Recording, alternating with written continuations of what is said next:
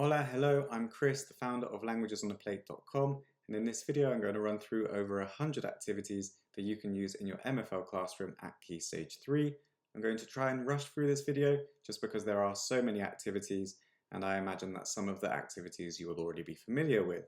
However, if you're an ECT or a PGCE student or just training, you might find this particularly useful, but also if you're a qualified and experienced teacher, you still might find the odd nugget or odd activity that is going to be new to add to your arsenal. So, once you're in my website, go to the Spanish teacher area and you will notice that you'll have all the different levels. So step 1 is equivalent to year 7, step 2 equivalent to year 8, 3 to year 9, etc. Then if you go to the Spanish teacher resources here, you will find the template for every activity I'm running through now. Once you're in the website in the Spanish teacher area, you need to sign up as a member of the site. You can do that through Google or through Facebook to save time, or with your email, and then you need to sign up to the Spanish Teacher Plan Total.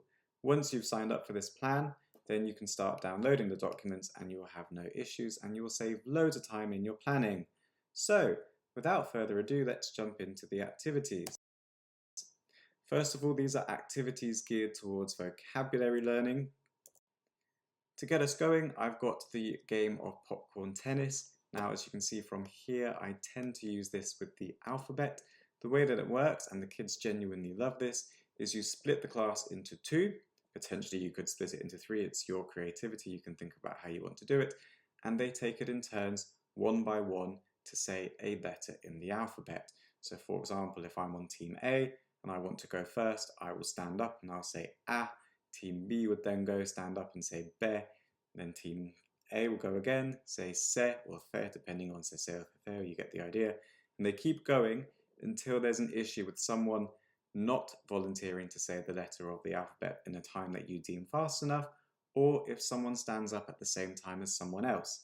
Now, for this to really work, you need to make it very, very clear that they cannot just follow a routine order. So when you start spotting a pattern of them going one by one in a normal order, then you can tell them that they've made a mistake and they've lost the game. But it is really fun, they really enjoy it, and it's very good for drilling the alphabet. Here I've got general vocabulary recall. It should be a bit like your bread and butter. As you can see, I've made it very, very clear, the 2 different languages, 2 different colors, and then I'm matching them up with animated arrows to save time. As I said, should be the bread and butter. You should be doing this all the time. Class versus teacher, this is a really fun one. You probably know this one already. Obviously, sometimes you might have some behavior management issues, so you might have to change the rules and your judgment occasionally. But the best way to do this is you point to an image, you say the corresponding word or phrase depending on how you've drilled the vocabulary for them, and they stay silent if it is the wrong image for the word or term that you have said, and they repeat it if it is the correct one. Now, the best way to do this, I found in my experience, is if you range your volume and your tone. So I might go up and say, estoy cansado. And then they repeat, estoy cansado. And they would repeat it at the same volume, estoy triste. And then they repeat it again. And it's a really good way to really get them to practice saying these terms. Fastest finger first. This one requires you to kind of know which order they are coming in and which one has left, but you can always press the backspace. Just change the animation order, very, very simple. But when you're in the classroom, you've got to keep an eye on who is raising their hands, and then the images disappear. So the first one disappearing, okay, and then they would raise their hands as fast as possible, and you would choose who's raised it first to ask them. You might want to get a referee, but then obviously that can also deal with some behavior management issues. You know your class, you know what to do, you know how they react with each other. Then we have crosswords. Personally, I don't use them that much, but they are very good for recalling vocabulary, perhaps better for cover lessons and perhaps better for end of term when you're not really pressed to get through your scheme of learning, but they are good for recalling previous vocabulary. Introducing vocabulary in a choral repetition way. As I said, this is pretty basic when you get down to the year 7, year 8 level, but as they get older, you're probably not going to utilize it that much. Generally, its purpose is to boost up their pronunciation, but it can be quite helpful to boost up classroom engagement and to give quick wins for pupils who might need those quick wins. So I always show the image first. Some of them might know what the image is, see if they can guess it. I then give them the Spanish, hacer or hacer deporte, I've indicated to them in this particular instance that it is an irregular verb in the yo form, so it's going to be different to the other verbs that I've gone through with them already. And then I give them the English. As I said, if you want to really raise that quick win for someone, you can ask them, what do you think this is in English? And they should know just purely from the image, nice and easy. And then you can see in this particular instance, I've given them the yo form as well. Hago deporte, I do sport. And I've also given them the tu form apparently.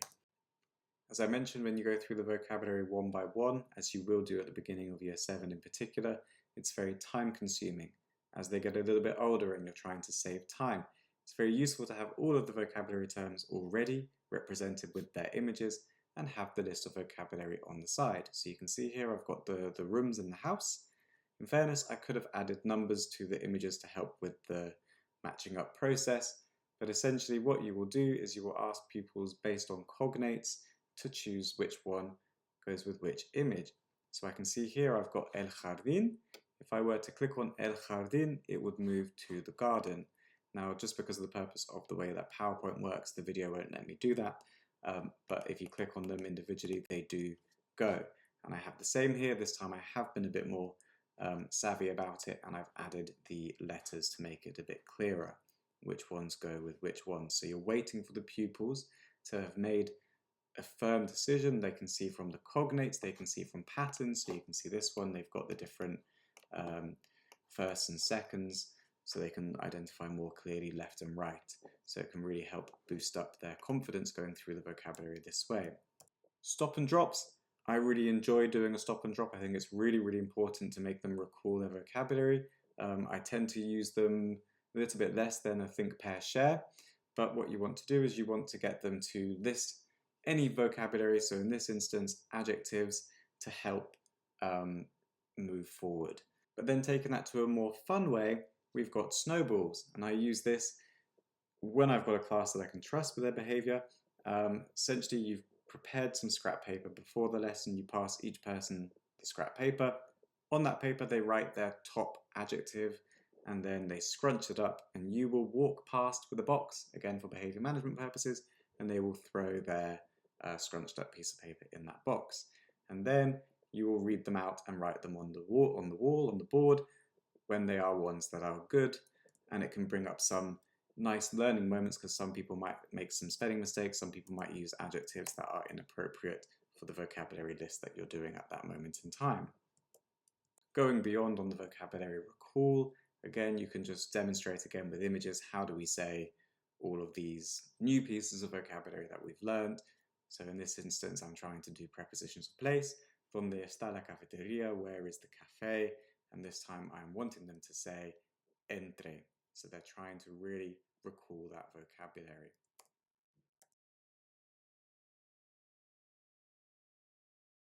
Classifying different types of words. This is a really good way to make them think. So potentially I've introduced some words that might be brand new to them. So I've got el buñuelo, maybe that's new. Las galletas, that might be new for them. El cóctel, that might be new for them. And I want them to start feeling a little bit confident with the vocabulary they already know. So el vino, el pan, etc. And then they are trying to boost their list and awareness of different types of food and drink.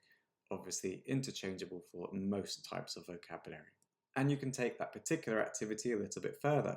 So you can see I've stuck in the food topic, and I've asked for more specific vocabulary. So this time I want them to come up with words associated with food under the heading of fruta, verduras, carne, etc. So they're thinking independently, what do they know that they can say is fruit, vegetables, meat, etc. This one is a little bit harder. So this is obviously when they're getting a little bit further up. You're trying to make them think a little bit more about their understanding of the words. So this time I've got places where people might work. I've given them the translations. As you can see, obviously, for hospital I've not, because it's the same. But this time we're trying to match up who is going to be working where. Obviously someone like a receptionist will work in many places. Potentially you can have some debates about that as well. So this time I've taken it again a little bit further. I've got jobs, I've got places, and I've got just general infinitive verbs.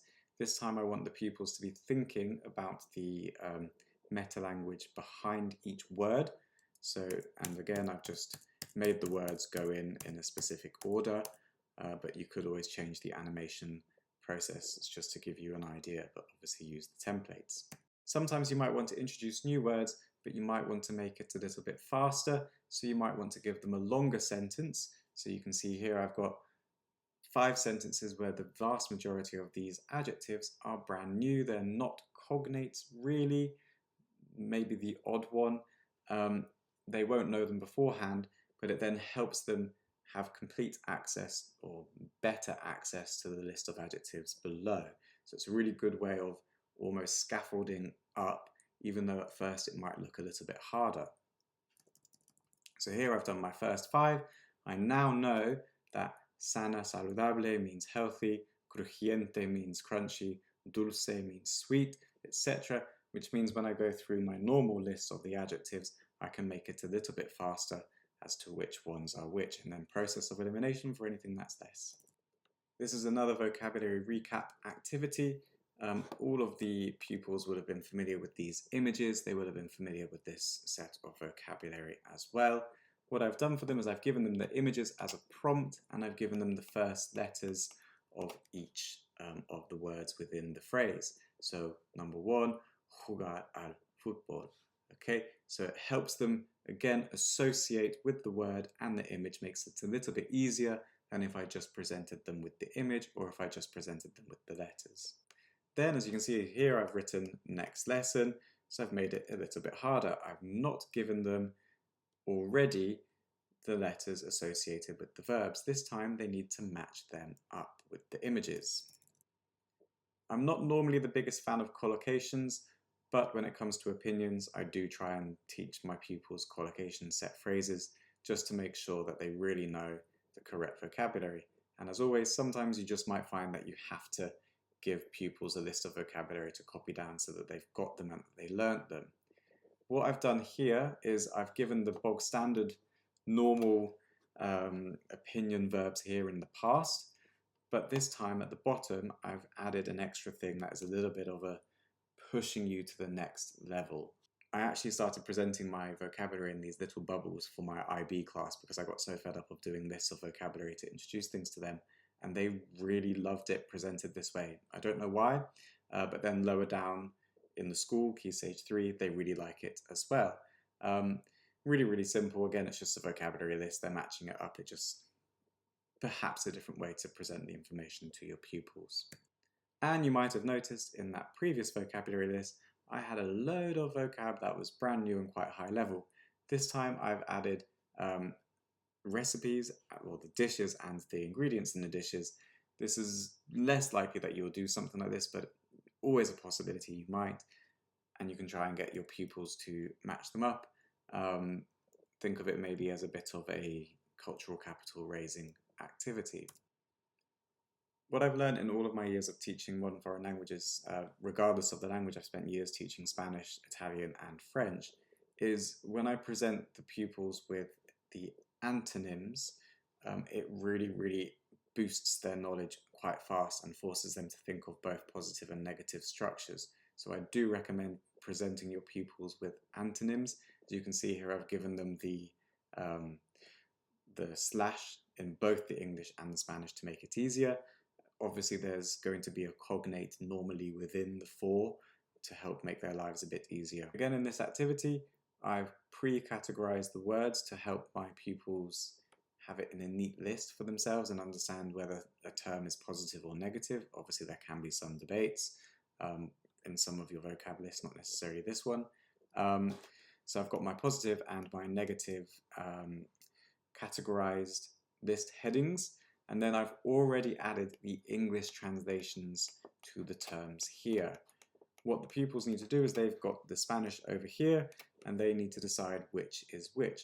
Based on the fact that they have the cognates and the translations, they should find things a little bit easier to understand which is which. And that ends the vocabulary specific section of the PowerPoint that you will find on the website and this video. We're now going to move to the grammar focused area of the video and PowerPoint. Personally, I use a lot of grammar translation method. I know some people love it, some people hate it. but regardless, there are lots of activity templates in here that I think you'll find very useful for boosting the grammar of your pupils. So first of all, I have a set of personal subject pronouns. What I tend to do is I get my pupils to copy actions. So I go yo, tú, él, ella, nosotros, vosotros, ellos. And I get them to stand up and keep repeating the actions with me.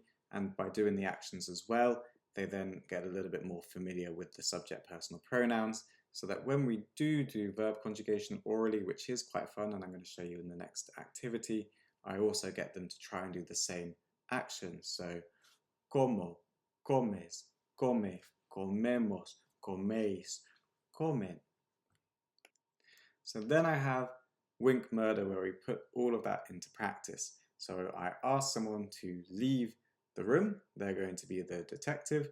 And then within the room, I have someone that I pick silently as the murderer. What they're going to do is they're going to wink at me every time they want me to change the verb conjugation. And then collectively, we go through a full verb conjugation, and the detective is trying to guess who is winking at me to get me to change the conjugations. So I would go como, como, como. I would keep repeating it. The pupils would keep repeating it after me. Someone winks at me, the murderer winks at me. I'd then go comes, comes, comes.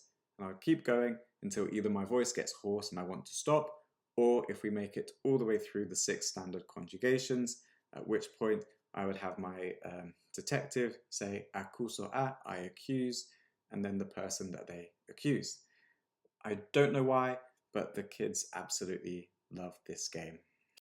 Very, very simple activity of choosing the correct adjective. Obviously, you can do the same with verb tenses, verb conjugations, etc. This time you're giving them all of the options. Sometimes you give them false options and it gives you teaching moments. So you can see at the bottom, mi hermano es egoísta, egoísta, egoístos, egoístas. Obviously within there I've got some false words, words that don't exist in the Spanish language, and it gives me an opportunity to have a teaching moment. But you're asking your pupils to choose the correct one. Fairly simple, fairly fast. Normally, you're trying to assess their learning. You don't need them to copy the full sentence. You will just need them to have the word, but it depends on how you like your class to be structured. And again, an activity with a table fill-in. You probably don't want something where they're going to be copying it down, because it will take too much time, and they like to take time, I quite often find. But as you can see in this particular example, I've deliberately included at least one of each type to try and give them some little clues about how we might form certain types of adjectives, and then they're trying to fill it out. Obviously go through an example with them, point out things that they might need to reverse engineer from, and see where you get to. This activity type is a little bit of a cross between grammar, vocabulary, and reading. Obviously, they need to make sure that they have got the correct understanding of the vocabulary based on the English translation that you can see that I have in brackets. If my mouse wants to work, it doesn't want to work, okay? And then they need to make sure that they have got the correct grammar. So as you can see, I might have the same word. So I've got the verb ser many times in the different conjugations. So they really need to know their grammar and their vocabulary. And it helps avoid errors as well. For this activity, it's almost like a continuation of the previous type, or an evolution of the previous type. I've not given anything in English, so in theory for the pupils it is a little bit harder. This time they need to complete the sentence based on the information they have within those 8 sentences and the 10 boxes that they have. So for example, mi tía es, I know that I'm going to be looking for a feminine singular adjective on my list here. Do I have any feminine singular words? I've got seria and I've got prima. So it gives teaching moments, because you can see that seria, or you know as the teacher that seria is the adjective and prima is the noun. So you're trying to get them to really think about what do they know with their rules and what do they know with their comprehension and vocabulary. And again, another variation of this particular activity. I've got lots of options on the side, but this time I want to really make sure that the pupils know the difference between core words like the nationality, the language, and the country. So for example, if I look at the first one, Cristiano Ronaldo es portugués y portugués. So Cristiano Ronaldo is Portuguese and Portuguese. So I want to make sure that they know, first of all, that I'm wanting a verb about speaking, not living. Okay, so we need to then find the verb to speak, so hablar, and then I need to make sure that it agrees with Cristiano Ronaldo, so in the he, she, it form. So you're testing or assessing a lot of their knowledge within these very, very simple close activities. This is how I'm probably doing the bulk of my lessons. I'm doing a think, pair, share pretty much every single lesson, probably multiple times every lesson, and I always do it before I go into any kind of grammar activity that requires the prior knowledge to be relived. So you get them into pairs. Well, first of all, they're thinking. I normally give them 30 seconds, although it can feel very long. Depends on your confidence and obviously what you're asking them to think about, but try and make them think for a set amount of time. Make sure you stick to it. Then you ask them to speak with their partner, and you're trying to listen for conversations. You might hear some things that you need to make sure that you are talking about as a class to unlearn maybe misconcepts. And then you're sharing together, asking people from the class to share what they have spoken about so that you can make sure that everyone again is on that same level learning platform.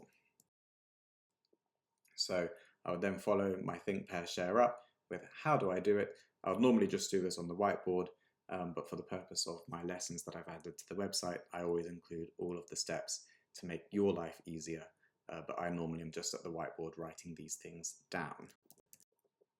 So you're going through exactly how you do the conjugation or the grammar point that you're revisiting. Then I generally always leave on the whiteboard to the side of the TV, computer screen, whatever it might be. I generally would leave all of the grammar that we've done up there for the whole lesson so it's always revisitable for the pupils when they are thinking. If I want a really, really fast application of their knowledge, as you can see, I might have given them the hints about how we do the specific grammar components. So here I've got my verb, I've taken off the infinitive ending to leave the stem, and then I've shown them how to do the first one, the yo form in this instance. By doing this, I've saved myself a little bit of time. They have the process, but I do prefer to do a think, pair, share, but this might be for a time-saving activity when you know that they should know how to do the present tense, or you're deliberately applying it to the verb. As we saw last time, I just gave the endings. This time we're just deliberately applying it to the verb comer. As I mentioned, I will always do a think, pair, share before I get them to do a specific grammar activity within the lesson, so as long as it's not the starter, so that when they come to the activity, they should have everything in their arsenal to be able to tackle the activity with confidence. And then again, to save time, I will give all the answers as an animation. As I said, I'm constantly doing think, pair, share, so there's another example here. I'm just going to run through rapidly about the gustar verbs. So we've got all the different types, how we do them, etc. And then once we've followed up that think, pair, share, you've got the activity where you're trying to really highlight how do I do this. So for example, I've got my first one, always give an example. Me gustan los deportes acuáticos, knowing that because the word coming directly afterwards is a plural noun article, los, it has to be gustan. But I'm also looking for teachable moments, so you're deliberately putting in the challenges. So obviously the first one, me gusta el tenis. The second one, in this particular instance, I've given them something to trip them up. Me jugar partidos de rugby. So they will see here straight away, plural noun, and that's the trick, because obviously you will know this as a language teacher. This particular activity, this particular sentence has an infinitive verb straight away afterwards, so they will need to make sure that they've got the gusta, not gustan. They're agreeing it with the infinitive verb, so it's in its singular form. So when you're thinking about creating your activities, always try and think about ways that you can use a teachable moment to check any misconceptions. This is another activity type that won't work for me on the recording software, but it will work for you obviously when you go into presenter mode from the PowerPoint. All you need to do is click in the middle where it says spin the wheel, and that will start the wheel, and then you click it again and it will stop, and it will have landed, this little triangle will have landed on a verb, and then as the teacher you just choose which personal pronoun, and obviously depending on your grammar point, if you're in the present, the preterite, etc., which verb tense to ask the pupil of your choice to conjugate in. It's very useful for really making sure that you can assess who can conjugate verbs well, or if there's any misconceptions. Sometimes when you introduce a new and challenging piece of grammar, you might want your pupils to only use it in the first person form so that you can make sure that they can at least talk about themselves and the we form. So in this particular example here, I've got a load of vocabulary related to the topic of holidays, and I've just introduced the preterite tense. I only want them to use the first person forms, the yo and the nosotros forms, because the nosotros forms should be very, very easy for them based on their knowledge of the present tense. And then I want to make sure, and I'm highlighting that, and then I want to make sure that they know how to talk about themselves. So again, it all goes through, what are you planning? You've got some teachable moments, so you can see here I've got jugar. I've pointed out that it has a spelling change in the yo form, and I've got the final one, ir. Obviously, to go is always going to be a regular verb, highlighting that for them as well. Every now and again in your assessment for learning, you will really want to make sure that your pupils are understanding specific types of words. So here in this particular starter, I really want my pupils to know that I've got a lot of time references, and the time references are related to the present tense. So the activity in itself is the present tense conjugation, but my teaching moment afterwards is going to be based on the challenge, which is to write down all the time references that they see. So you can see here, they're going through it, and then I've also highlighted the time reference so I can make sure that I'm pointing out to them nunca also can be used with the present tense, etc. And you can take that assessment of their learning and understanding a little bit further. So in this particular example, again, you can see I've used it as a starter. I want my pupils to be able to identify the time references. So straight away, I've got the time reference, like what I had previously as the challenge. That's the first fundamental part of this activity. And then I want them to understand the verbs and decide whether I'm talking in the past, present, or future. So I'm really trying to hone in, can you understand that the time reference is fully linked to the verb? So as you can see, por lo general, and then I have juego, and then the pupils would understand those, and then I've also got los sábados there, and I would say that that's the present. You keep going through, and you would be really having moments where you can ask them, if I'm talking about last week, how can I be talking about the future, etc. And as you know, I quite like to have a categorization activity. So when it comes to time references, you can see here in this particular activity, I'm contrasting the imperfect and the preterite.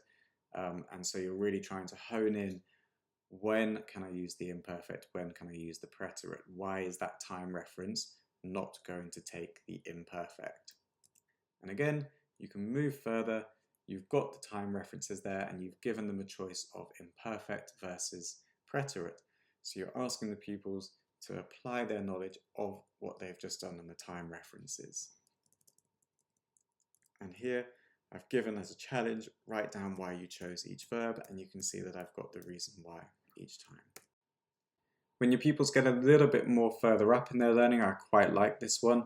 It's when you're trying to get your pupils to convert the tenses. So you can see here I've got my first one, voy a Francia en tren, I go to France by train. This time I want to rewrite that sentence to say I went to France by train. So I'll change voy to fui. Fui a Francia en tren. I went to France by train. In this activity, the pupils obviously have to understand the verb conjugation. I've made it a little bit easier for them in this particular example because I've gone through the general order that we teach them, the verb conjugation. So it shouldn't be too complicated for them to start with, but it's so that they can understand the difference of them. And it can work with a whole variety of vocabulary. So in this particular example, this is about my town, my neighborhood, and I've got it all in the present. I've been kind to them, I've highlighted the verbs, and I want them to put those verbs that are currently in the present tense to the imperfect tense so that I can really hone in. You can use the same vocabulary that you used before, but use it in a different tense. So that they would then learn I goes to había, es goes to era, están goes to estaban, etc. And again, to contrast their knowledge of the different tenses, in this particular activity, I've highlighted the time references to make it as clear for them as possible which one I'm trying to trigger, and then I have given them an option of the present and the imperfect, and I've told them one for each. I've also given them a little reminder here of the difference between I and tienen, so that they hopefully don't fall into that trap as well. Whenever I introduce my pupils to an easy grammar point, which doesn't really require much interference from me, I generally give them a little tip on the side so they know what they're looking for. So they're looking for the noun and whether it's masculine, feminine, plural, singular, etc. So in this particular example, the direct object pronouns, they're fairly easy. All I need to get them to do is identify that part and then rewrite the sentence. Reverse engineering. This is actually one of the most important skills in their linguistic capabilities. So as you can see here, I've given them nosotros and the ellos preterite forms. What the pupils need to do is they need to try and figure out whether the verb is going to be an AR, ER or IR verb based on all of the information that they have in the ellos and nosotros conjugations that I've provided them with. I've also made sure to identify an irregular, as you can see here. Once they've understood what the infinitive verb is, they should then be able to put it into the preterite form of the yo conjugation, and that should mean that they've done their reverse engineering all the way back to the infinitive and then put that information into the yo form and then filled out the remainder of the nosotros and ellos conjugations that weren't there. Really important skill for them to really learn the concepts. And then if you've got a rule that doesn't really require much drilling, just try and make sure that you go over it a little bit together as a class and get them to write it down, but I always highlight it for them. So in this particular one, I get very fed up of them saying Juan's casa. They always try to add an apostrophe S. I want them to be able to say la casa de Juan. And again, on the notion of any verbs that are really important to them because they are regulars, just make sure that you go through them very, very fast with them, but giving them little clues about how they might be ending based on knowledge that they might already have or should already have. If you get to a point in your teaching where you are teaching the subjunctive, good luck and well done. But I do generally find it better to show them, just so you know, we use it for all of this, but we are only going to focus on this and highlighting it. So in this particular example, I'm introducing the subjunctive to my high-end top of the top year 9. Probably most people are not going to be teaching the subjunctive to year 9 other than set phrases. So perhaps one more for Key Stage 4, but you can do this in general with other tenses like the imperfect tense, etc. Just highlighting which component you are really focusing on, even though there is a bit more to know about it. In this particular activity, essentially I'm asking the pupils just to identify the time references and the verbs. So as you can see in my example, en el pasado, mi ciudad era muy fea, pero recientemente, and then I've got another thing that's going to pop up next, y ahora es más bonita. So what I want the pupils to do for now is I want them to identify the time references, so en el pasado, recientemente, ahora, and also identify the conjugated verbs, era and es, and then do that throughout. As you can see, I've given them a new word, rascacielos, skyscraper, so I've also put that down here for them to push their knowledge. But moving on into the second part of this activity, I've got those same sentences. This time, I've got 4 options about how I'm going to finish off that activity, that sentence. So in all of them, we're using the present perfect tense because we're talking about something that is a recent past that continues into the present more or less. And they've got 4 options of things that they can put in based on the context of those sentences. Timelines in general are not the most important thing right at the beginning of Key Stage 3 language learning, but once you start to introduce the second tense within the same time frame, so for most people it's the imperfect tense, you will then perhaps need to show them some timelines so that they can conceptualize it a bit better. So in this particular example, I've got the present perfect, but it's equally valid to do it for any time you've got a second tense within the same time frame. Moving on to listening activities. Now, before I go through a few examples, really important that you know that obviously your class needs to be totally silent during a listening. I've observed so many classes where the class cannot remain silent, and it's infuriating as an observer that the teacher does not insist on silence. So that aside, the other thing about listening is I always, if there's something complicated that I'm not anticipating the pupils to know in the listening, I always do a pre-listening vocabulary activity to make sure that they fully have the awareness of what they're listening out for. And again, the same if it's grammar point. This listening is going to include the preterite and the present. Just quickly, how do I signpost the preterite? How do I signpost the present? What are the verb conjugations, etc. So to start with, I've got a form of a dictation. I'm sure as a language teacher in general, you know dictations are really important. I actually quite often do things called delayed dictations. I absolutely love them, where you get the pupils to wait 5, 10 seconds, whatever it might be. I often show it on my fingers, and then they then write afterwards what they've heard. That then stretches their short-term memory, which is very useful and important to build that up throughout your language teaching so that when they get to GCSE and A-level or IB, they are more capable of that short-term memory. With that said, this is a normal dictation. I'm not going to press play yet because it's going to go absolutely crazy. We're getting the pupils to have individual audio files for this particular one, and they're going to write down how people's names are spelled. Again, so you're really reinforcing that. I'm going to rush through because we don't need to spend more time on that. And now a slightly more complex GCSE style listening. So you can see I've got the different types of things that I'm listening out for. Again, as I said, as a pre-listening, you will want to go through what these mean. So nombre, what am I looking for? I'm looking for a name. So you're writing down their name. Edad, you're writing down their age, etc. As I said, the audio is going to go a bit crazy, but in this particular example, the audio is going to go. You can obviously pause it, but it's a longer one. So this particular example, I want my pupils to be able to try and listen as best they can to a longer piece of text. But then I've included the transcript so that when I go through the answers, I can then verify everything. So I'm reutilizing the text. Okay, then just a bog standard. They like this, they don't like this. So you're looking for your signposts. Make sure you go through signposts with your pupils before you tackle a listening. It gets them very familiar with what they need to do when they get older, even if you feel like you're being pedantic, and then differentiating with extra information. Obviously, you can differentiate different ways depending on what the text actually is.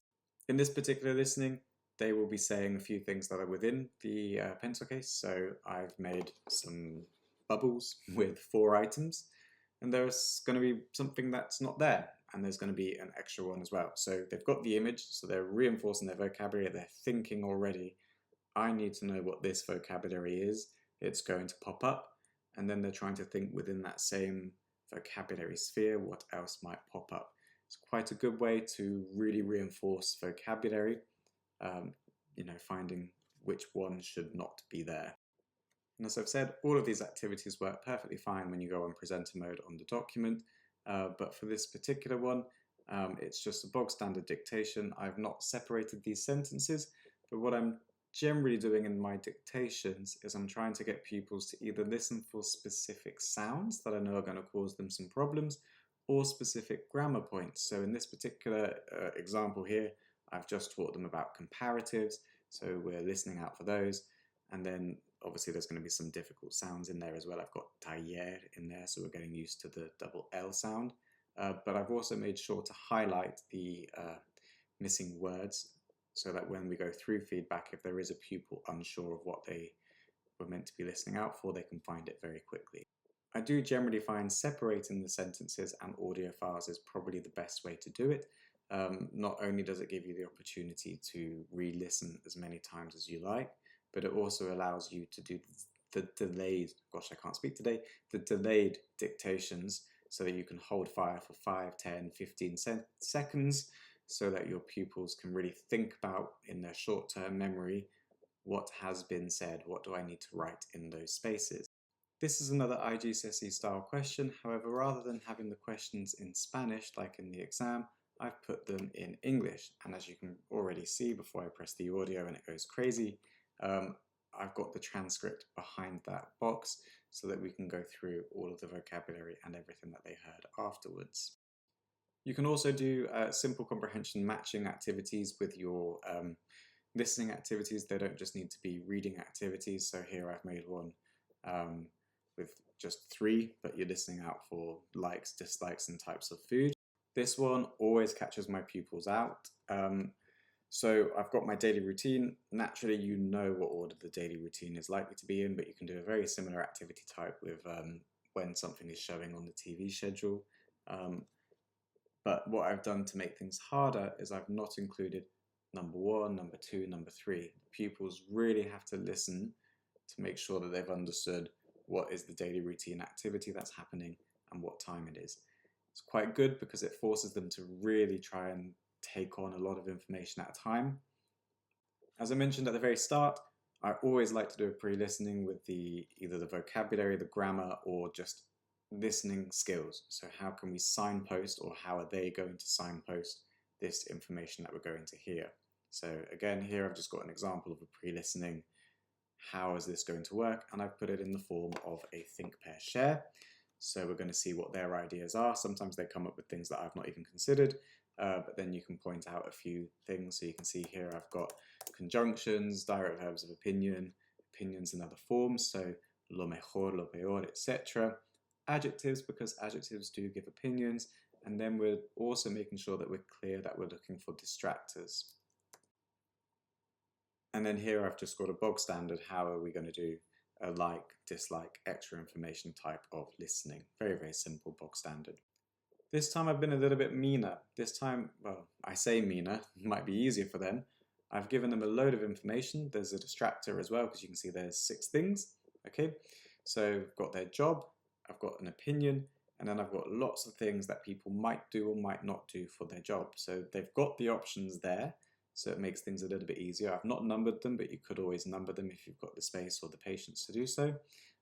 This time it makes it clearer for the pupils what specific words they need to really focus on. And again, I've got the same idea, except this time I've made it much, much more clear where the words are coming from.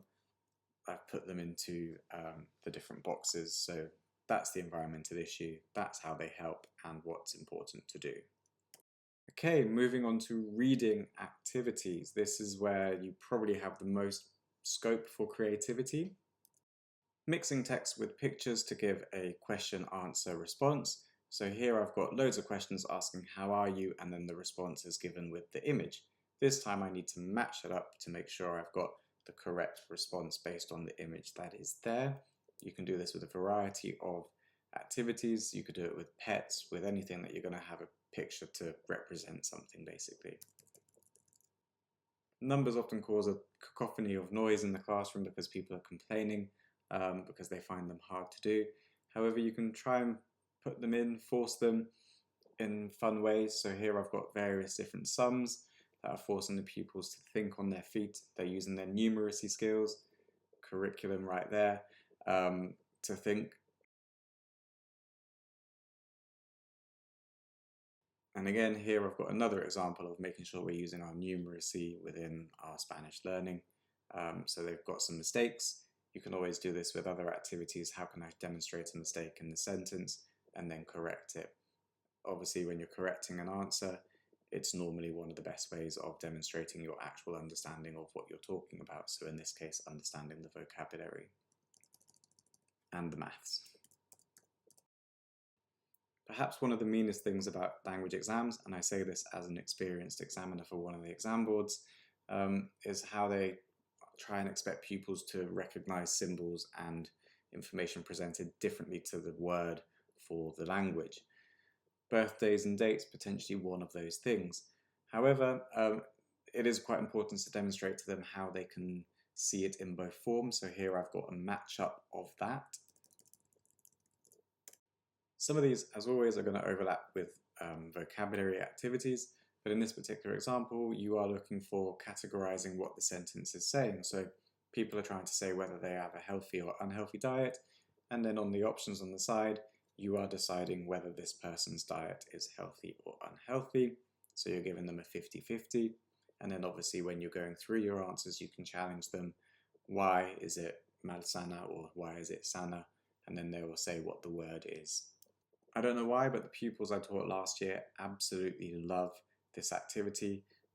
This isn't actually my family, but I then did it for my family, and they loved the fact that I had a little niece. I guess it's a way for them to get to know who you are as well. But this time they're looking for the core piece of information within the text, and then they're trying to annotate it based on the family tree, as I mentioned in the previous one, trying to make sure that they understand how, images might be used to represent the word. It's a big difficulty when it comes to assessment for language, so potentially getting them more familiar with how the information is shown is going to be worth your while in the long run. If you are already subscribed to the Spanish Teacher Total Plan on languagesontheplate.com, you will have noticed that I use a lot of vocabulary within the text in chronological order, so you can see I've done this in this particular text. It's one of my favorite things to do. It helps students feel more comfortable with what they're reading, and it boosts their vocabulary as well. Moreover, it's pretty similar to a synonym activity that pops up at A-level, so it does boost that linguistic knowledge in the long run.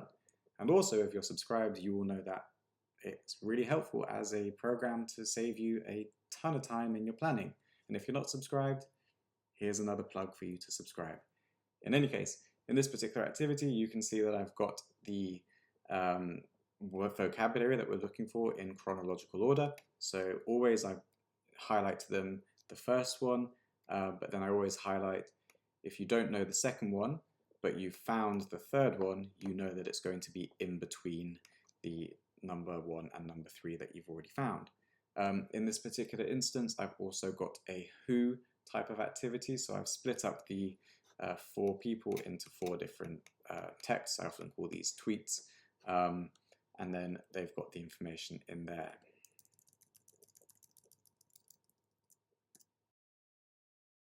And again, as I was just mentioning, I love to have those chronological pieces of vocabulary, but this time, rather than just doing a who type question, I've got a true or false.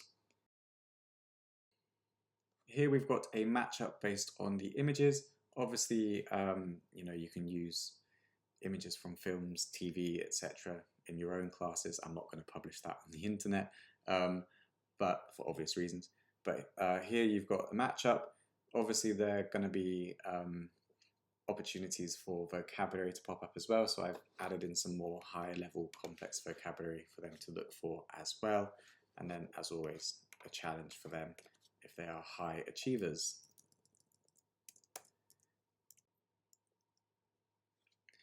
As I said, some of those activities where you're matching up the descriptions with images can be very topic specific to what you're learning. However, as you can see here, you can use it for a wider range of topics. It doesn't necessarily need to just be physical descriptions of people. The pictures can represent the words. So here I've got descriptions of different houses. I'm asking the pupils to match up the description with the bubble showing what rooms they have. And then obviously I've also got some extra piece of vocabulary to boost their knowledge. And you can always use the vocabulary as teaching points as well. So here I've spoken about the home.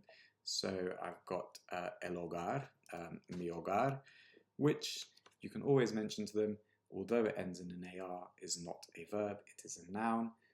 Try and find those moments in your planning that you can talk about when you are going through answers as teachable moments. Sometimes you might want to make your classes a little bit more creative, so you might want to have some drawing. In this particular example, it's taken from one of the earlier lessons where they're doing physical descriptions, but I'm getting them to do a wanted poster. So they're reading that description and then they are creating their own person based on that. They're drawing it. And then as a challenge, we've got a few things that they can do differently. Similarly to the IGCSE listening style activities I mentioned earlier, here I've got some reading ones. So I've got an example at the top, and then I've got a secondary one that they're doing all on their own.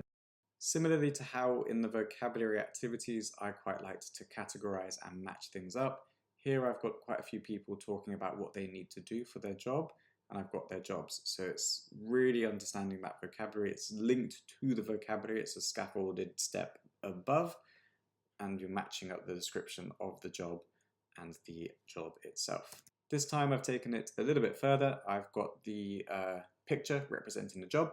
I've got the job, and then I've also got a description of what I have to do at that job. That same activity type can be presented in a slightly different way. Again, true and falses.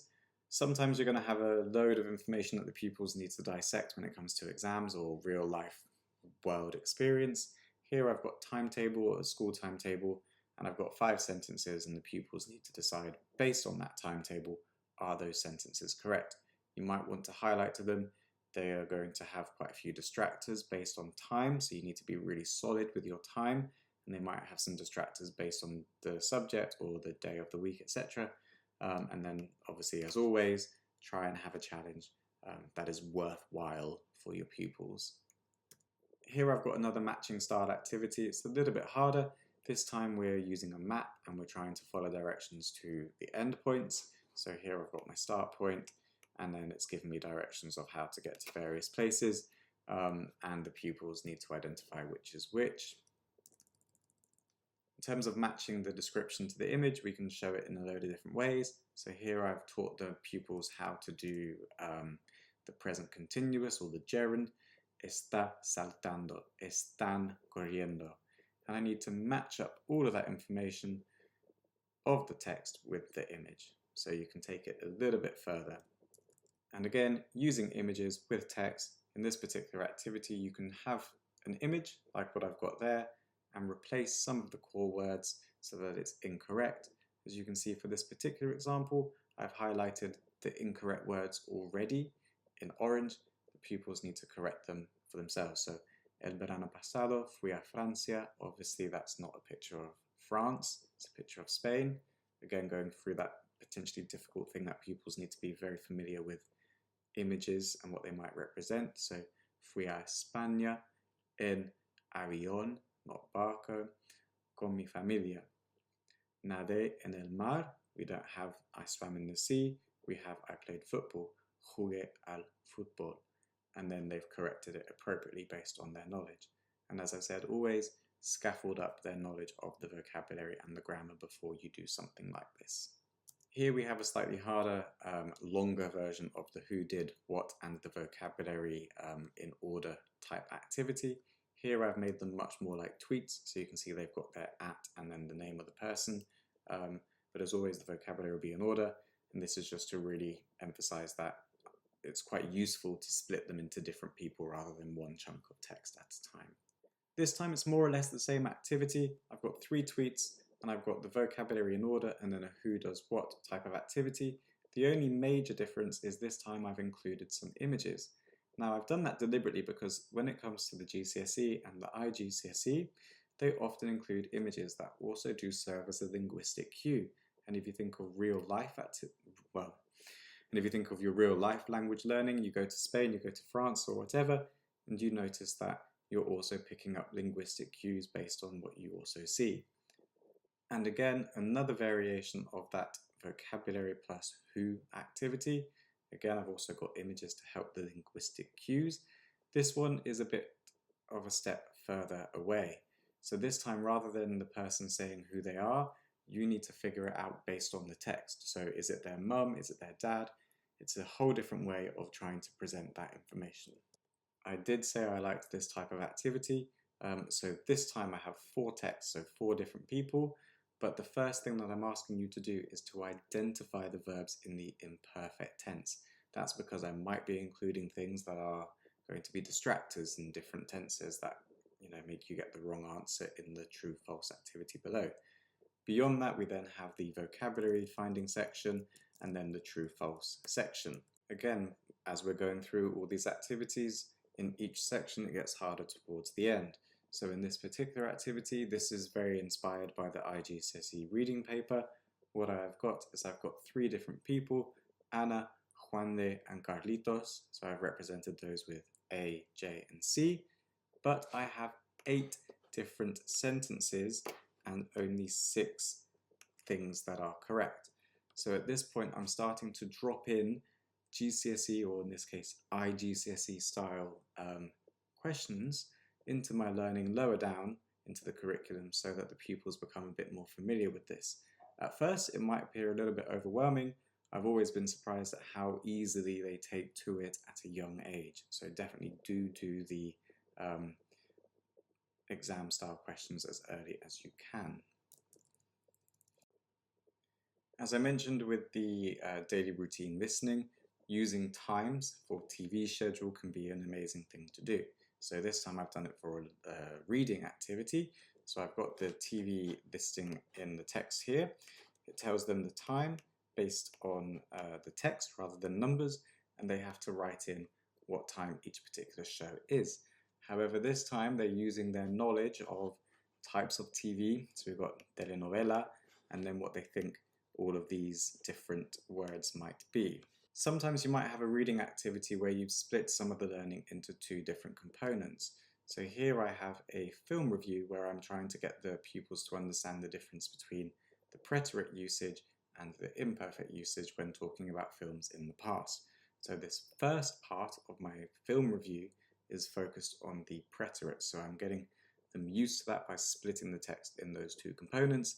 And then I have all of the ideas of the vocabulary, again, trying to get them to search for things. Those are quick wins in any case. And then we have the comprehension side of things as well. And then I have the second part of the film. In this instance, I'm trying to demonstrate the difference between the preterite and the imperfect tense. And I've got that same style of the questions. Obviously, in the lesson, I have scaffolded it up in between the 2 parts so they can understand why it is the preterite there and why it is the imperfect here. A quick matching solutions to problems is quite a nice, easy, quick win activity you can do. As you can see here, I've got 4, so very low stakes. But here I've got a lot more challenging ones. So you can ease them in with those sorts of easier low-level ones and then jump up the level, including more complex grammar. So you can see here I've got se debe, se puede, and then I've obviously got the topic-specific vocabulary that they need to know. A little bit chaotic, but it does the job. So that brings us to the speaking part of the activity templates. Obviously, it should go without saying that regardless of whatever language you are teaching, French, Spanish, Italian, German, Mandarin, etc., you should be using as much target language as possible that is accessible for your pupils. But here are a few activity templates you can include in your learning to make your speaking activities more explicitly signposted for your pupils. So here I have trapdoor, drop door, whatever you might call it. The pupils have options. They're trying to choose their options before they start the conversation, and then they are trying to guess what their partner has chosen. Here is a longer version of that. Obviously, the winner is the person who has been able to guess the exact choices that the partner has chosen. This is one of my favorite things to do. You can do it with dice. As you can see at the bottom here, I've added throw number. Depends if you want your classroom to be noisy, and obviously behavior management, make sure you know how many dice you've given out and who you've given them out to. That said, I think it's a really great way to build up a sentence that you've scaffolded how you want them to do it. So if you see in this particular example, I've got lots of time references, I've got activities, and I've got opinions of those activities. So you're seeing that I'm really trying to show them you need to include a time reference as a bare minimum, you need to include a properly conjugated verb, and you need to give an opinion on it. And this one is a variation of that previous one, except this time I've made it clearer that I'm connecting two different clauses so that I've got a longer sentence. So I've added in the connective to make that clearer. And again, you can use dice, but the good thing about these speaking grids is that they can really build up your pupil's ability to say longer, extended, justified, opinioned, correct verb conjugated sentences already. So you can see this is geared towards year 7 and they will be able to say this without any problems. So hopefully by the time they reach GCSE and A-level IB, they'll be a really good place at extending their speech. Set conversations and scripts. As you can see here, I've got a set script where I've highlighted what they are changing and they are using their own prior knowledge for this. I've also given them a success criteria so they know exactly what they're looking out for and what I want to hear. I've also given them a tiny bit of an extra thing that they could be doing. El juego de la serpiente. This is my favorite game and I often use this as plenaries if I've run out of time to do anything else of slightly more worthwhile learning load, shall we say. Essentially, the way that it works, as you can see here, I've got bog standard reading that I probably had earlier on in this activity set and presentation. What you're doing is pupils are taking it in turns to reach the end of a sentence reading out loud. They will try and make sure that they are pronouncing things correctly, and if they pronounce something incorrectly, you bang the table and the pupil is out of the classroom. What I often do is if they've reached the end of the sentence, they get a merit or whatever the reward system is in the school. And if it happens to be just before break, they can perhaps line up or be the first to line up ready to leave the classroom when the bell goes. So for example, if I'm going to read it badly, hola, you're out. Hola, mi, you're out. Hola, me llamo, you're out. And obviously you can scaffold it differently. You can say that you will correct one or two things that are more challenging. So I might say, for example, if they are constantly saying me instead of me, I might say, how do I say this? And that brings us now to the writing. So writing you can do in many different forms. It doesn't necessarily just need to be a plenary. I often use it as a plenary to be answering the hinge question, but you don't always need to do that. So you can see here I've got it as a starter. I've got some sentences that I want my pupils to be able to do fairly easily, but I've put the words in the wrong order and I'm asking them to write it in the correct order. Sometimes as a plenary or an exit ticket, you want to make sure that everything is properly written down. So this time I've given them the structure and they're writing in their own information. So for example, me llamo Chris, se escribe pop, pop, pop, and they would write that in. Again, you can use the writing to reinforce vocabulary learning. So here I've got the times of the day. I'm asking my pupils to write in the time of the day in written form, practicing that writing regardless. And I've said many times now in this presentation, you can get them to write sentences with the images already there. So here I've got a picture of the color purple and the emoji for I like. So they would say, me gusta el morado. No me gusta el amarillo. Me da igual el azul. So this time you're really trying to, again, force them to think about what do the images mean.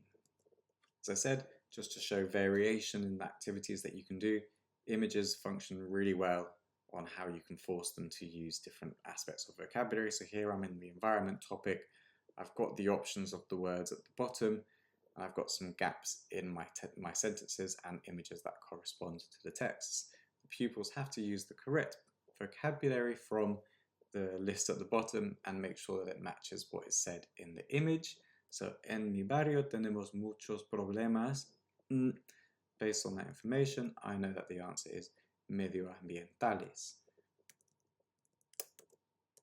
Again, as I said, a writing does not need to be isolated to a plenary, and it doesn't necessarily need to be just free writing.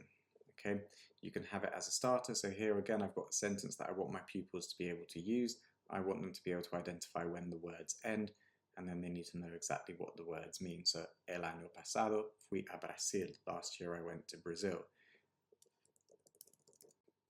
Again, I know I've banged on about this, but a writing activity does not need to be isolated to a plenary.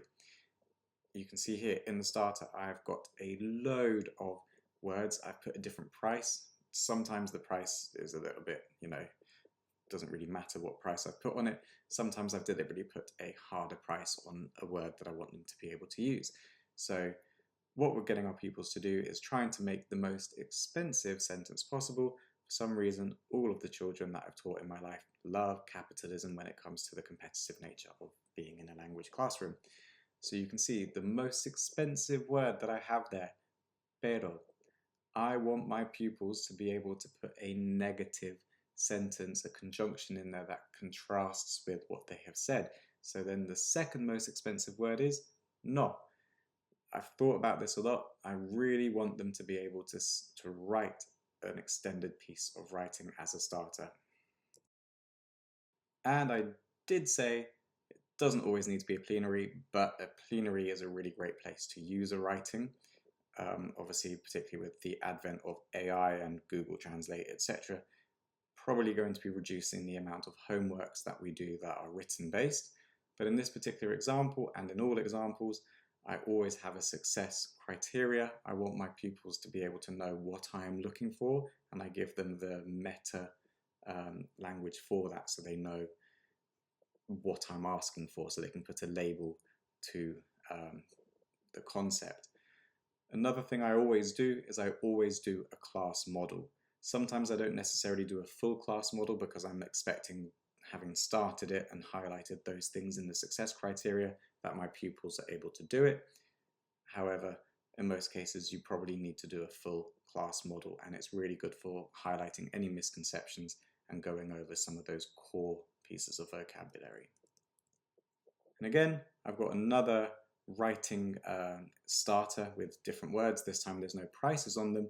What I've done here though is I've colorized them so they're completely different colors based on the type of word that they are. So you can see that I've got nouns in the light blue, I've got verbs of opinion in the green, I've got adjectives in the red, and I've got connectives in the orange, and then in the dark blue I've got infinitive verbs. So what my pupils need to do here is they need to write the longest sentence, or they need to write all the sentences that they can, only using that vocabulary, and it builds up their creativity. Obviously you can add other caveats. You can say you can't use the same word twice, it's done once it's done, or try and write me the longest one possible. Continuing on the prescriptive writing, here you can see I've got a load of words that I'm forcing my pupils to use so that they can write in the present, the preterite, and the near future. What I've done is I've given them time references in orange. I've not highlighted that based on the tense that it's going to trigger. I then have some conjugated verbs. This time I have highlighted to them the difference in tense, so green for the present, red for the preterite, and purple for the near future. And then I've got some other words that I want them to do. This time I want them to write at least one sentence in the present, one sentence in the preterite, and one sentence in the near future. And by presenting the information in this forced way, I've made sure that they are doing it at least once per tense. For this particular activity, I was teaching my pupils how to describe a photo for the first time. I was going through obviously a scaffolded way of building up their topic-specific vocabulary for photo descriptions, the grammar for the present continuous. But what I have done here is I've gone through step by step what I'm looking for. So you can see I've numbered each sentence in relation to the palm wave, so the people, actions, location, mood, weather, etc. By doing it in this structured way, they should be able to always think about how that they can showcase that piece of information and knowledge in any future writings. And I've also highlighted those photo topic specific vocabulary words in green and the grammar in the bold. Obviously as well, photo specific, I'm also talking about set phrases that I'm trying to force them to use as young as possible. So que yo sepa, diría. Obviously, it's like, music to an examiner, hint, hint. Ear when they hear those sorts of set phrases because they work as a very good tick box activity. Similarly to the reading activities where we're matching up the sentences, the problems with the solutions, we can also take it a step further by reading the problems that we have and giving advice about what we should do. And then that takes us to another core skill, translation. So the very first one that I've got is very short sentences of a double translation. So I have the Spanish sentence and I have the English sentence. I have a missing word or missing words in both, and I'm using the information in the other language to fill out the rest. So me duele la, my head, So I know that it's going to be me duele la, and then the Spanish word for head, cabeza. And then the English one, my head, and I'm going back to me duele, so my head hurts. Then I've got double translations, longer texts. I sometimes make these longer paragraphs, but here I've got en mi, in my family, so I know that that first word is the Spanish for family. En mi familia hay 4 personas. Mis padres, mi, in my family there are 4. My parents, my older sister, and Because of the way that I've done my animations, I tend to do it line by line, so language by language. I'm going to be looking on the Spanish line, so mis padres, my parents, mi, my older sister, so I'm looking for the word sister, mi hermana mayor y yo. And then I have the English. In my family, there are 4. En mi familia hay 4 personas. There are 4 people. My parents, my older sister, and mis padres, mi hermana mayor y yo, and I, etc. This is another closed activity, so I've got my sentences already written in English. When I was younger, I used to always play football, and you can see on the side, I've got loads of verbs already put in the imperfect tense. So I look at my sentence starter, cuando era más joven, siempre. When I was younger, I always, and I need to find the used to play football. So I'm then looking for my words on the side over here, and I find jugaba al fútbol, and that's the answer. So quick translation with some closed answers and obviously some distractors as well. Again, when you use my Spanish teacher total plan for my lessons, you'll start to understand that I do like a matchup. They are very good for forcing in some of the vocabulary. So here I'm really trying to get my pupils to be able to use the more complex topic-specific vocabulary related to the films. Okay, so here I've highlighted again the verb era in the imperfect tense, but then I'm trying to get them to match up. I've also highlighted 2 or 3 or 2 different explainers that function in a different way. So they're adjectives in a sense that don't work as adjectives. They have they and then the explainer. And then obviously you've got your animations to match up to save time going through answers on the board. A translation can always be a starter as well. Me gusta escuchar música. I like to listen to music. And as always, you can highlight some teaching moments. So why is it going to be me gusta, not me gustan, etc. What you will also start to notice is I scaffold my translations. So I always put the Spanish to English first, as that is the easier skill, and then I put the English to Spanish afterwards. So here I've got 5 and 5. So I'm expecting them to get through the Spanish to English very fast, and then the English to Spanish, I'm trying to make sure that I'm checking they know. I've thought about everything that I've asked them to translate. I really want to see that they know that specific knowledge. This one's a bit harder. This is a bit like a double translation, except I've got problems in both my languages. What I have done to help you is I've highlighted the problems in both languages. So, mi profesor de inglés es más graciosa que mi profesora de matemáticas. And I had to think there because I read it and I was like, there's a problem here. So I obviously wrote this like a year, 2 years, 3 years ago. My maths teacher is funnier than my PE teacher. So if I'm looking at those 2 languages here, mi profesor, ending in R, de inglés es más graciosa que mi profesora de matemáticas. So straight away, I can see that my English teacher is meant to be funny as a male because it's mi profesor rather than mi profesora. So graciosa has to go to gracioso. And then if I continue, que mi profesora de matemáticas. This time, there's not a grammar mistake. Matemáticas is a noun that works perfectly well from a grammar point of view in that section, but it makes no sense when I look at the correct English translation on the other side, so I then have to look there to get the answer. So my maths teacher, but if I go back to the Spanish, I know it's not maths, it's another vocabulary problem. My English teacher is funnier than my PE teacher. So I then go back to the Spanish sentence, and I know that matemáticas here should be profesora de educación física, my PE teacher. And then we have just bog standard translations, and I've asked my pupils to highlight any words that are new. So I'm trying to get them to do as much as they can. Obviously, I've scaffolded over the lesson or over a series of lessons the knowledge that they need to learn. In this particular activity, I've given them a vocabulary box of some of the more important words that I think maybe they either might have forgotten or maybe are new. All of these are words except maybe derived from that they will have seen before in my particular sequence of learning. But this is a straight off translation into English though, which makes it easier. So obviously the reverse is the harder thing because they're having to think of the grammar and the vocabulary and then the syntax and everything else that goes into writing a language. We're nearing the end now. What I have here is a load of games. These are really, really fun. Unfortunately, I don't think many of them are going to work with the animations based on how I'm recording on PowerPoint, but they will work when you're on your own PowerPoint. Just click the button, the space, and they will work. Anyway, bog standard, bingo. I don't really think I need to explain this, but bingo you should be fairly comfortable with using lower down. So you've got a series of vocabulary, asking them to write in the vocabulary, and then you're choosing which ones.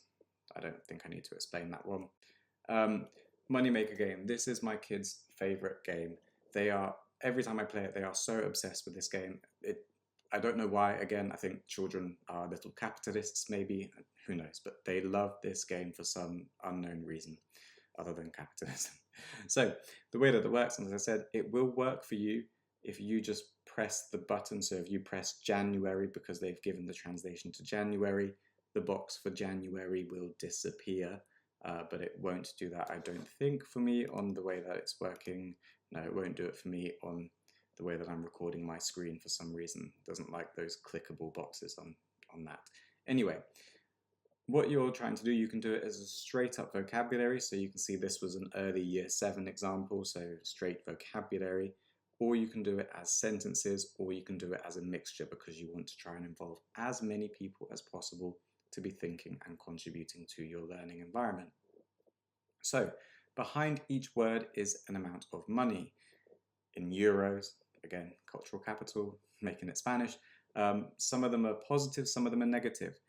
I try not to have any reason behind why something is a certain amount of money. So I might have something really complex and then it's like minus 140 euros and the class go wild.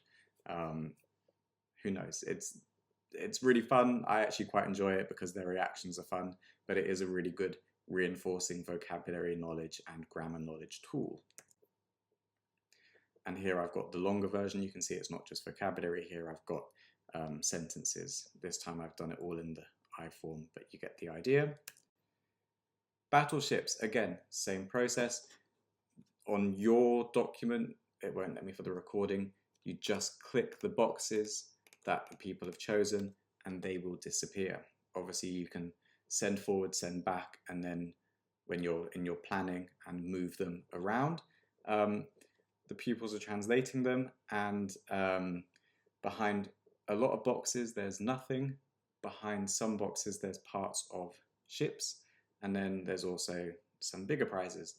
What I tend to do is I tend to have, if they've caught a part of the ship, they get 1 point, and then if they complete the ship, so say for example the cruise liner, they will get the 1 point for the part of the ship that they've got, and then they'll get 10 points for completing it.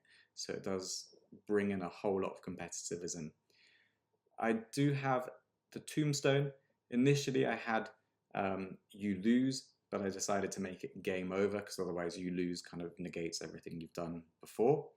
And the pupils, I don't know why I'm saying for some reason, but yes, for some reason, love this game, Battleships. This one is a bit harder to do. You have two teams and you are trying to get to the other side of the grid. So as you can see, despite its shape, it is a 4x4 grid. And as I said, it won't work on the animations. Yeah, it's not working. But the way that it will work on your document is if you click the green square once, it will change color. And if you click it again, it will change to the second color. So one click changes it to the blue team, 2 clicks changes it to the red team. And then if you press it 3 times, it goes back to the beginning. So the objective here is a bit like Connect 4. They're trying to block the other team's path to getting all the way across. It's quite fun. It's a bit harder. They do prefer the Moneymaker game, but it does add a bit of variation. This game's a little bit different. We've got a bit of mind-boggling confusion. So behind any of the colors, the boxes representing the colors here, I have a word for color, and the pupils have to make sure that they are saying the correct word behind the color box, not the color of the box that disappeared. And as I said in the instructions here, I've given 2 different ways that you might want to play. You might want to do it like fastest finger first, like I mentioned in the vocabulary, or you might want to do it as a team. So you can see here the black box disappeared, but the word white appeared. So the pupils at this point should be translating the word for white. Pink, grey, etc. But they've obviously got the confusion of the coloured boxes disappearing. This one I really like for boosting pupils' cultural capital. It's normally a good plenary as well. I've got a set of sentences. You can also do it blind, so pupils are making up their own sentence with your own criteria. Obviously, you're smart, you know your pupils, you can adapt it how you want to adapt it. And then if they choose they say the sentence correct, they choose the box that they want to disappear. Obviously, in this instance, with the ones that I've pre-populated, that will be the box that disappears. So, as I said, as it's a clickable one, it won't work on the visual, but they would click on the sentence. So if I say, I like to swim, me gusta nadar, okay, well done, we're gonna click that box, we click that box, it disappears, it then reveals what's behind it. What's behind it is a chunk of a photo, and the pupils are trying to guess where that photo is. Obviously, you know your class, you can make it as difficult or as fun as you like. I often give them some points if they get the country correct, and I give them more points if they get the city correct, and then if it is a very specific landmark, but one that I expect them to know, I give them even more points. So you might do 5 points for correct country, 10 points correct city, 15 points for correct monument. This particular example that I've given you as the template is the Sagrada Familia in Barcelona, so you can see how it would work. So this time is a bit of a grammar drill game. Again, I've got 4 different people I'm trying to conjugate in, and I want my pupils to say sentences using those verb conjugations with the verbs that are there in the boxes and a specific time. So if I want them to say, at 6:30 I wake up, a las 6:30 de la mañana me despierto. If they've got that correct, I will then click on that box, so it won't show for the slideshow, but it will be in your own PowerPoint version on the teacher resources area. It will either be blank underneath or it will have a star. If they have the star, they get some points. And then finally, to end, I have a few activity templates for Key Stage 3 that I didn't really know what to categorize them as, so I've called them miscellaneous. First of all, idioms. Bring idioms in as early as possible. They are so useful as a GCSE examiner. I love it when the pupils use idioms. Obviously, you don't want them to have, you know, to be walking around like an idioms only person, but it starts to get them familiar with one or two that they can, be comfortable to use really, really young. And they also can bring in a few interesting conversations. So, um, you know, I've got a few here that make them laugh. And again, this was the very first lesson that I did in year 7. The cultural capital, so making sure that pupils are thinking about the Spanish speaking world and more than just, going to the Costa del Sol or wherever it might be. They're thinking that there is a lot more to do with the Spanish speaking world than what they might already know. This one's a bit random. I guess it's a vocabulary / writing activity. Codebreaker, you've got various letters represented by numbers. It's a bit of a time kill, to be honest. Pupils are trying to write what the sentence is based on those numbers. The more numbers that they can figure out from the example, canto los jueves, on Thursdays I sing, the more they'll be able to figure out what the remaining ones are, and they will use their prior knowledge of the vocabulary that you've taught them to be able to figure out all the numbers for the alphabet. And then finally, I've got a game I do all the time for, learning the cultural capital of the Spanish-speaking world, learning all of the countries that speak Spanish. This one I've given you a template so that there's a visual. However, I often do it just, from my own knowledge and ask them to come up with as many as possible with the capitals. As you can see, I give them points per correct country, points per correct capital, minus points for mistakes they make that are glaring. So I absolutely loathe it when they say Brazil. I hate it when they spell Colombia incorrectly with a U. In both English and Spanish it's an O, but I don't need to tell you that because you are a qualified teacher. But they are quite fun for bringing in the cultural awareness of the Spanish-speaking world for the rest of your class. And that brings us to the end. Gracias, thank you for watching this hour and a half video. I'm sorry it's long. As you could probably tell, I tried to race through it as fast as possible. But I've given you over 100 different activity templates and ideas that you can use for your Key Stage 3 language classes. And then just to reiterate and a bit of a plug, if you go to my website, languagesonaplate.com, and then if you go to the Spanish teacher page, you'll have all of the different documents relating to each year. So step 1 is year 7, step 2 is year 8, step 3 year 9. So those are your Key Stage 3 ones, 4 and 5 GCSE A-level. But if you go to the teacher resources area, you will find the PowerPoint with all of these lesson templates in as well. But in order to access all of those templates and all of those other documents that I have, you first of all need to sign up as a member of the site. It's a bit annoying, it doesn't let you clearly purchase and sign up as a member at the same time. So you sign up as a member. You can do that through your Google account or through your Facebook account or through your email address. And then you have to sign up for the Spanish teacher plan total. As you can see, it is fairly cheap.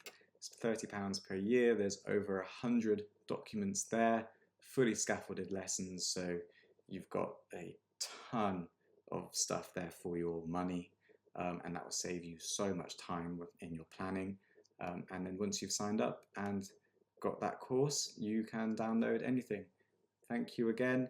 I'll see you in some other teacher training, or if you want to book a session with me, you can do that through the website. Gracias and adios.